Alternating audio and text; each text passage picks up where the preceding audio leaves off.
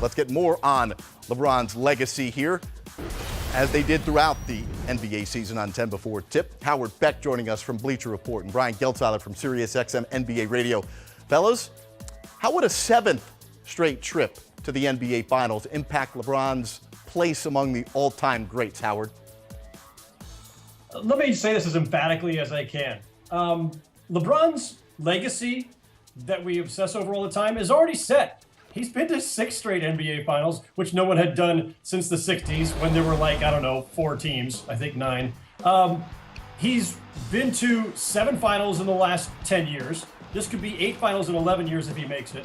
He's already, as you just pointed out, one of the all-time greats in terms of postseason scoring. He's already one of the all-time greats in terms of regular season scoring, assists, all kinds of other things. He's got 3 rings. Anything else he gets now is added padding for that legacy, but LeBron's legacy, to me, is very well established, and I don't think that, you always like more. You always like more jewelry. He doesn't necessarily need it. Gelt? I think Howard's correct. It's house money time for LeBron. He's playing with house money here, Jared. His legacy is what it is right now. It's unprecedented, this 7 straight finals. And granted, Bill Russell has something that could rank with it, but nonetheless, LeBron has cemented a huge legacy here. Anything he does, as Howard just said, just builds on it and makes it that much greater. Well, Gelt, now, listen, if you guys are going to go all positive here, let's be bring a little Northeast pessimism into this conversation.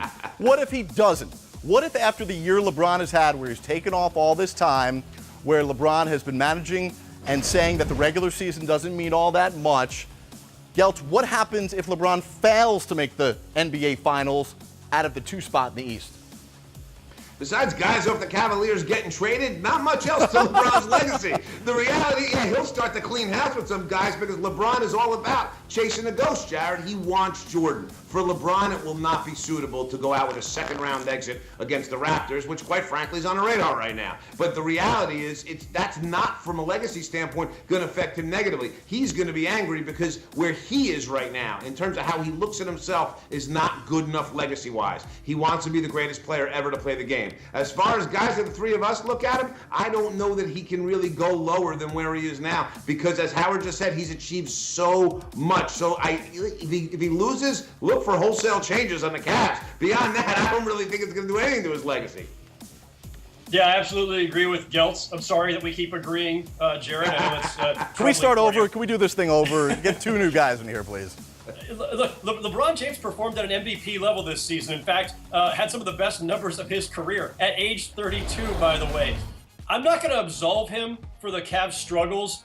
When your team struggles, it's on everybody, and that absolutely includes your team leader, who's one of the greatest players of all time. So I'm not absolving him. But if they flame out in the playoffs, if they fail to make the finals, if they fall short whichever round, it's probably not going to be because of anything that LeBron did or didn't do. I think we can all safely say that. It will probably be deficiencies elsewhere, whether that's Kevin Love or Kyrie Irving or Tristan Thompson, J.R. Smith, Iman Shumpert, whoever.